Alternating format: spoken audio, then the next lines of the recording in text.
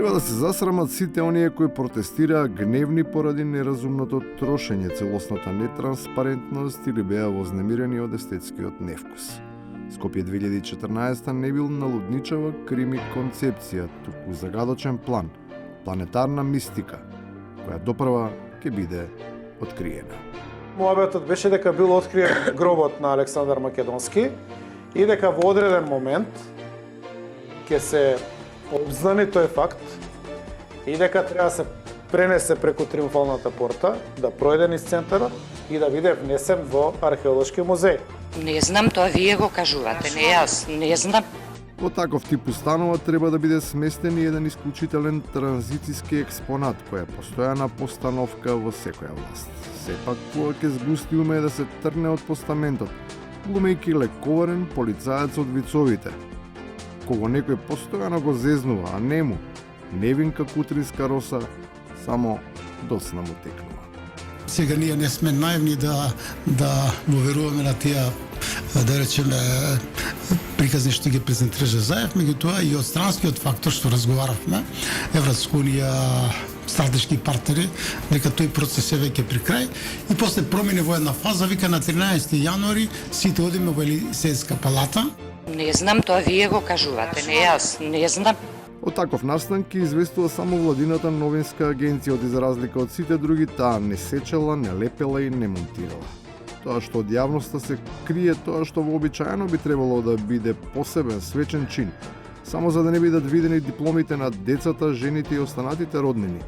Не е никаков проблем и тоа баш за оние кои треба да учат за честност, за правдина и за доверба, која ја имаат само во тие што ним им се чинат подобни.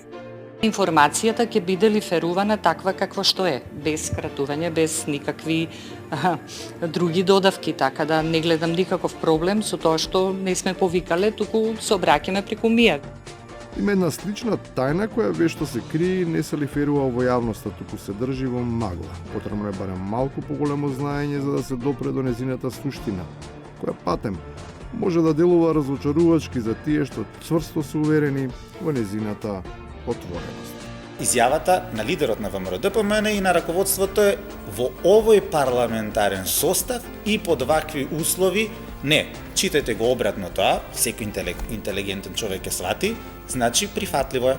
Не знам, тоа вие го кажувате, не јас, не знам. Кој знае што во сето ова е добро или лошо, особено ако се има предвид дека таа разлика некогаш ги менува границите на очекуваното. Оттаму е невообичаено да му се зема за зло или во случајот меѓу редови, драматично да се бега како ѓавол од темјан од поранешниот шеф, извлекувајќи чудна линија на споредба.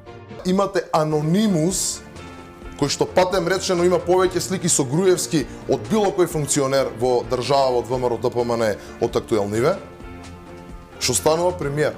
Не знам, тоа вие го кажувате, не јас, не знам. И на крајот, за тивериополската драма со родот, полот, рамноправноста, црквата. Таквите организации кои што упатија сериозни навреди, пцовки кон Струмичката епархија, очекувам во најмала рака да се извинат на струмичани. Зошто? Ако го видите грбот на општина Струмица, ќе видите дека на едната страна стои крстот. Поистоветувањето на епархијата со сите жители се коси со се, а особено со секуларност. Едно е да се биде градоначалник, а друго е да се биде верник.